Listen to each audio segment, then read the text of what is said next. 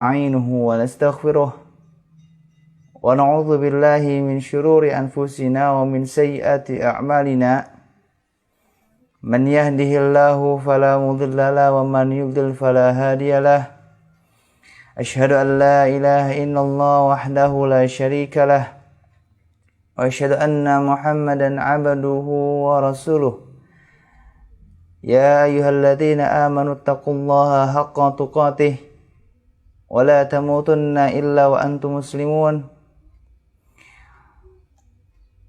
يا أيها الناس اتقوا ربكم الذي خلقكم من نفس واحدة وخلق منها زوجها وبث منهما رجالا كثيرا ونساء واتقوا الله الذي تساءلون به والأرحام إن الله كان عليكم رقيبا أما بعد فإن أصدق الحديث كتاب الله وخير الهدى هدى محمد صلى الله عليه وسلم وشر الأمور محدثاتها فإن كل محدثة بدعة وكل بدعة ضلالة وكل ضلالة في النار أما بعد. Pemirsa Akhyar TV dimanapun berada, insyaallah kita akan kembali lanjutkan kajian akidah, pembahasan kitab Al-Usulu Ats-Tsalatsa, tiga landasan utama agama Islam. Di mana penjelasan ilmu ini sangat penting dan bahkan merupakan landasan utama, pegangan, pedoman utama untuk kita orang yang mengaku sebagai muslim, sebagai mukmin. Dan pembahasan kita dalam kitab ini masih membahas tentang mengenal Nabi Muhammad SAW. Kepada pemirsa yang sampai saat ini masih berusaha istiqamah dalam menyimak kajian, baik berupa kajian rutinnya di malam Jumat atau di malam Ahad ataupun kajian-kajian bersama Akhyar TV lainnya, mudah-mudahan Allah Azza wa Jalla menjadikan pelajaran ilmu yang sudah dikaji, yang sudah ditulis, yang sudah dipelajari, mungkin yang sudah dihafal, menjadi buah ilmu yang bermanfaat, menjadi ilmu yang berkah. Dan semoga Allah Azza wa Jalla mudahkan kita untuk mengamalkan ilmu tersebut dan mendakwahkannya dengan istiqamah. Semoga Allah jadikan kita semua menjadi sebab jalan hidayah dan taufiknya untuk manusia. Dan dalam pembahasan mengenal Nabi Muhammad SAW, kita masih membahas tentang keluarga beliau SAW, sampai kepada melanjutkan pembahasan yang sebelumnya, yaitu tentang mengenal istri Nabi Muhammad SAW yang jumlahnya ada 11 istri dan 2 budak, jadi total 13. Dan kita sudah membahas 8 istri Nabi Muhammad SAW yang sebelumnya. Kita insyaAllah akan mengkaji istri yang ke-9, ke-10 dan 11 serta 2 budak yang pernah disetubui Nabi SAW, dan yang salah satu di antara 2 budak tersebut memberikan keturunan laki-laki untuk Nabi SAW yang bernama Ibrahim. Namun qadarullah, belum genap 2 tahun Ibrahim sudah meninggal dunia. Baik, istri Nabi Muhammad SAW yang ke-9 adalah Ummu Habibah bintu Abi Sufyan radhiyallahu anhu. Para ulama berbeda pendapat tentang nama aslinya. Ada yang mengatakan nama aslinya Romlah, dan ada juga yang berpendapat nama aslinya adalah Hindun. Ummu Habibah adalah sepupu dari sahabat Utsman bin Affan radhiyallahu anhu, khalifah ketiga setelah Umar bin Khattab radhiyallahu anhu. Sepupu tersebut, hubungan sepupu dengan Utsman disebabkan ibu beliau, yaitu yang bernama Safiyah bintu Abil As, adalah merupakan saudaranya dari Affan. Ibunya Ummu Habibah adalah saudara dari bapaknya sahabat Utsman, sehingga Anak ketemu anak jadinya sepupu.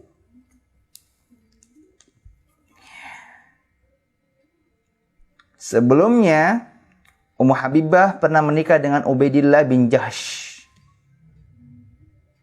Bersama Ubaidillah, suaminya yang dahulu, Ummu Habibah dikaruniai seorang putri bernama Habibah. Inilah mengapa beliau dipanggil dengan kunyah, nama panggilan Ummu Habibah.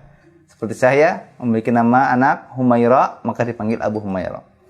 Ini salah satu sunnah para sahabat Nabi yang mulai ditinggalkan. Makanya pilihlah nama yang baik, yang memiliki doa kebaikan, agar ketika dipanggil pun rasa nikmat, karena kita tidak hanya dipanggil, tidak hanya dipuji, kita pun dapatkan doa. Dan sampai kita mengikuti jejak nenek moyang yang memiliki nama yang kurang baik. Kan gak enak kalau namanya Runtah dipanggilnya Abu Runtah, Ummu Runtah, kan gak enak. Padahal nenek moyang kita yang lebih dahulu lagi, para salaf Nabi Muhammad SAW dan para sahabatnya dan para tabi'in dan tabi'ut tabi'in, mereka memiliki nama yang sangat indah dan hanya satu kata. Kita lanjutkan. Bersama suaminya tersebut dan anaknya, Ummu Habibah hijrah ke negeri Habasyah untuk mendapatkan jaminan keamanan karena adanya tekanan ya, adanya teror dari suku Quraisy. Sesampainya mereka, Ummu Habibah dan suami dan anaknya di Habasyah, suaminya meninggal. Ada yang mengatakan suaminya murtad dan masuk Nasrani. Dan mendengar hal tersebut, ketika mendengar suami dari Ummu Habibah meninggal dunia, Rasulullah SAW mengirim surat kepada Raja Najasyi untuk menikahkan Ummu Habibah dengannya. Ya. Nabi SAW meminta kepada Raja Najasyi untuk menikahkan Ummu Habibah dengan beliau sallallahu alaihi wasallam. Dan beliau mengutus Khalid bin Sa'id radhiyallahu anhu sebagai wakil beliau. Najasyi memberikan mahar untuknya sebesar 400 dinar. Setelah beberapa tahun di Habasyah, Raja Saleh, ya, Raja Najasyi tersebut memulangkan Ummu Habibah ke Madinah, yang ditemani oleh Syurahbil bin Hasanah radhiyallahu. Ya. Ini perjalanan proses pernikahan Nabi SAW dengan Ummu Habibah. Riwayat ini diriwayatkan oleh Imam Abu Dawud, nomor hadis 2107, dan Syalban menyatakan di sini sahih. Ummu Habibah tinggal bersama suaminya, yakni Nabi Muhammad SAW, setelah menikah dengan Nabi SAW di tahun 7 Hijriah, di usianya 36 tahun. Jadi di usia 36 tahun Ummu Habibah sudah menikah dengan Nabi Muhammad SAW. Ummu Habibah meninggal dunia di Madinah pada tahun 44 Hijriah. Jadi beliau menjalani rumah tangga bersama Nabi SAW hampir 37 tahun ya. Beliau meninggal dunia di masa Khalifah Muawiyah radhiyallahu anhu ajma'in. Baik, itulah sekilas dari Ummu Habibah. Perjalanan yang singkat, tapi setidaknya memberikan penjelasan pada kita bahwa proses hijrah itu akan membuahkan buah yang manis. Dan ketika seseorang mendapatkan ujian dari Allah Azza wa Jalla, dihilangkan, dicabut nikmat yang sedang dimilikinya, namun dia ikhlas,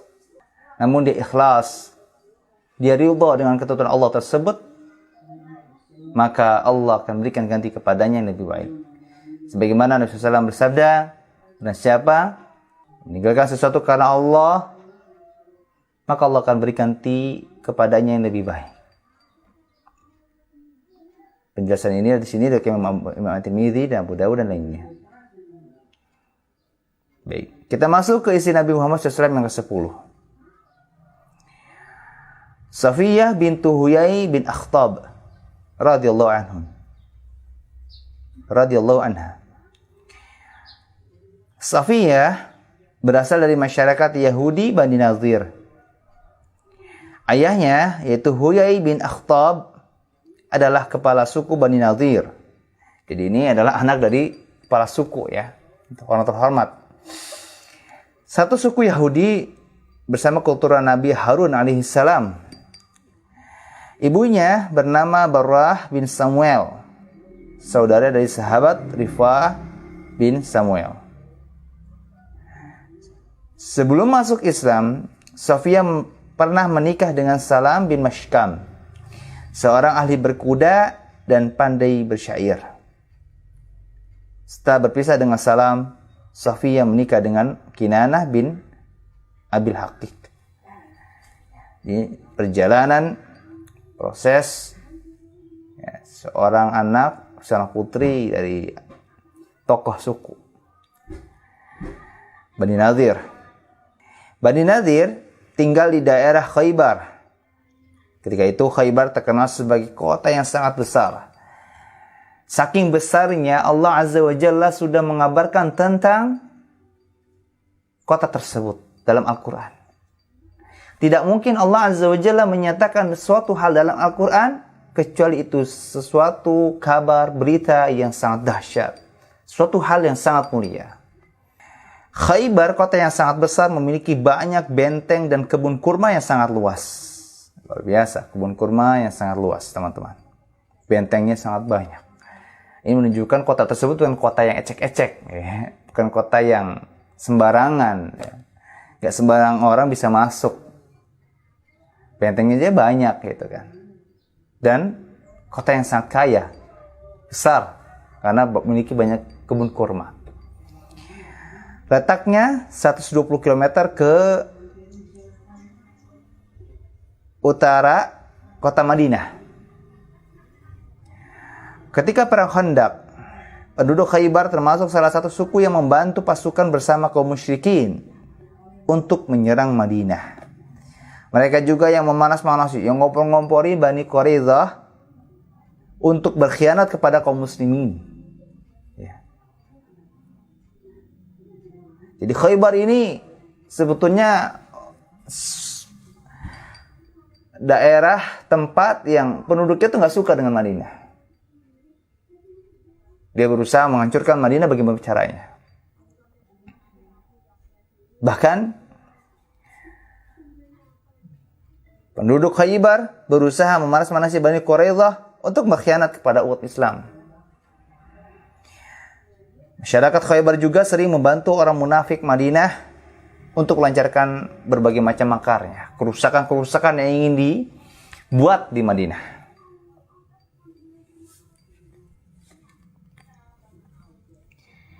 Dengan adanya perjanjian Hudaybiyah, Rasulullah SAW mendapatkan angin segar, mendapatkan titik aman. Nah, ada celah nih, gitu kan. Dengan adanya perjanjian ini, Nabi SAW memiliki ruang gerak untuk bagaimana caranya bisa menguasai daerah Khaybar dan bertujuan berharap agar bisa semakin meluaskan daerah Islam, menyebarkan Islam. Salah satu sasaran beliau adalah Khaybar. Jadi memang ketika adanya perjanjian Hudaybiyah, Nabi SAW sudah mengincar Khaybar ini karena daerah yang sangat besar, sangat kaya, dan memiliki potensi yang sangat besar untuk tersebarnya agama Islam. Dan merupakan satu daerah yang sangat strategis yang bisa menguatkan Islam. Sekaligus mengancam entitas Madinah, satuan Madinah, penduduk Madinah. Rasulullah SAW sangat berharap dengan rencana tersebut agar Khaybar bisa masuk ke dalam kawasan Islam. Karena itu Allah Azza wa Jalla berfirman dalam surah Al-Fat ayat 20, wa'adakumullahu maghanima katsiratan ta'khudunaha fa'ajjala lakum hadhihi. Allah menjanjikan kepada kalian tentang harta rampasan yang sangat banyak yang dapat kalian ambil. Maka disegerakannya harta rampasan tersebut ini untukmu. Dalam tafsir Ibnu Katsir jilid 7 halaman 341, Imam Mujahid rahimallahu menjelaskan harta rampasan yang banyak yang terdapat dalam ayat tersebut maksudnya adalah Khaybar. Di sini Allah Azza wa Jalla sudah menunjukkan bahwa Khaybar ini adalah suatu harta rampasan yang sangat banyak. Dari kekayaannya, dari luasnya daerah, dan dari pengaruhnya. Ketika Khaybar bisa memberikan pengaruh yang sangat besar tentang keburukan, maka ketika Islam bisa masuk, Khaybar bisa memberikan pengaruh yang besar tentang kebenaran. Dari kisah tersebut, secara singkat, kaum muslimin berhasil menaklukkan Bani Nadhir. Dan pada peristiwa itu, Kinanah, suami Safiyah, ikut terbunuh karena melanggar kesepakatan. Kaum muslimin pulang dengan membawa banyak rampasan perang dan tawanan. Termasuk terdapat di situ adalah Safiyah. Safiyah menjadi tawanan karena kalah. Setelah semua tawanan dikumpulkan, datanglah Dihya Al-Kalbi yang mengatakan, "Ya Rasulullah, berikan aku seorang budak." Maka kata Rasulullah SAW, silakan pilih budak. Bebas pilih. Akhirnya dia memilih Safiyah untuk menjadi budaknya, untuk menjadi pilihannya. Seketika itu melihat Dihya membawa budak yang bernama Safiyah, ada satu sahabat Nabi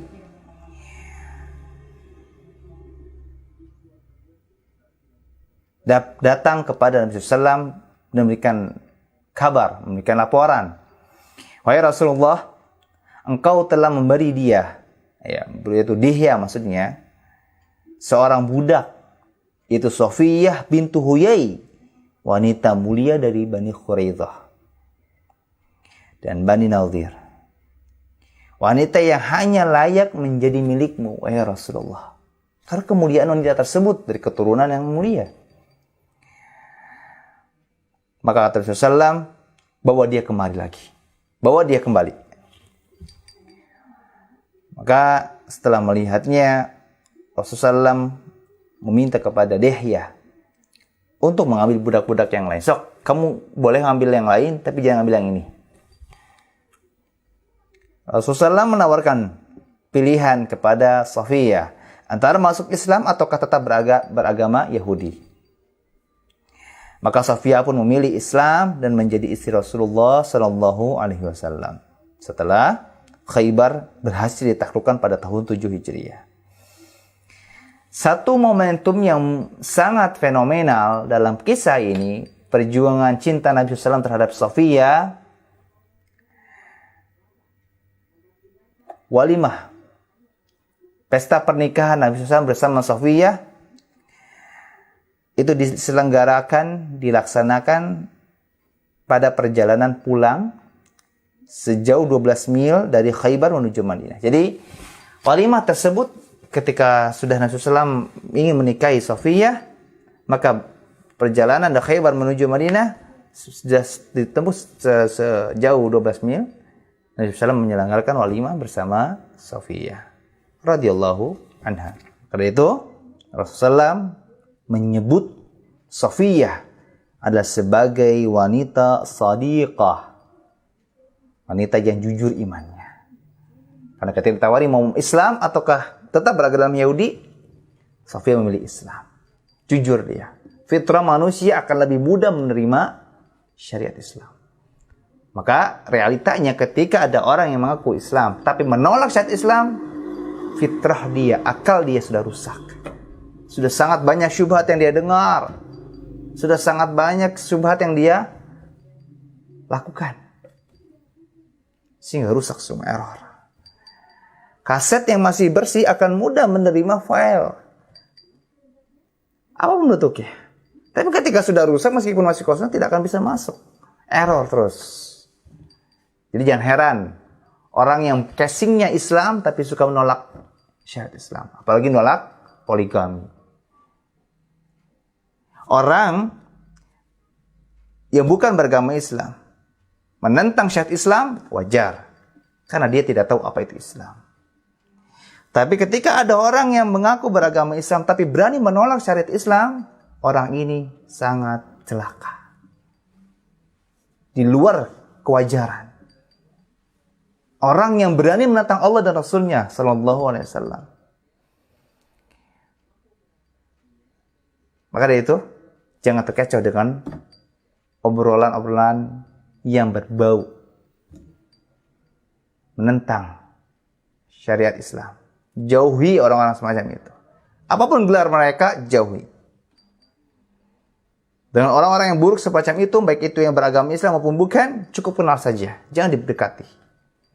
Karena kita dekat dengan dia, bukan kita yang mewarnai dia, tapi dia yang akan mewarnai kita. Penjelasan tadi ya, tentang pernyataan Nabi SAW menyebut Sofia sebagai wanita shadiqah dan lainnya, bisa dalam kitab Al-Isabah Ibnu Hajar jilid 7 halaman 741. Dan Sofia meninggal pada tahun 50 Hijriah dan dimakamkan di Baqi. Mungkin itu teman-teman untuk istri Nabi SAW yang ke-11 dan 2 budak lainnya. InsyaAllah kita akan lanjutkan pada pertemuan yang selanjutnya. Mudah-mudahan biografi Nabi SAW dan para istri-istrinya bisa menjadikan ternyata suatu yang indah, membutuhkan proses. Yang baik tidaklah akan Allah berikan kecuali yang baik lagi. Yang buruk tidaklah akan mendapatkan yang buruk. Apa yang kita tanam, itulah yang akan kita tuai nanti. Subhanakallahumma wa bihamdika, asyhadu an la ilaha illa anta, astaghfiruka wa atubu ilaik. Assalamualaikum warahmatullahi wabarakatuh.